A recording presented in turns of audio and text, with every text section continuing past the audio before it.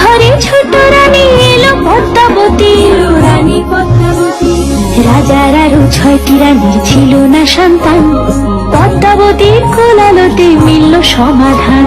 বছর যেতে জন্ম নিল 7 ছেলে 1 মেয়ে, হয় খুশির আকাশ হঠাৎ কালো মেঘে গেল ছেয়ে। হিংসেতে যায় জ্বলে পুড়ে বাকি 6টি রানী, যুক্তি করে ঘটায় ওরা 7 কুমারের হানি।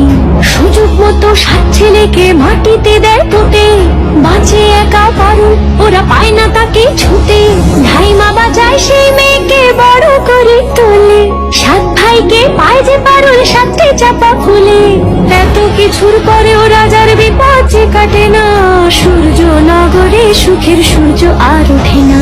হিংসা বিবাদ বিচ্ছেদ আর প্রেমের কাহিনীতে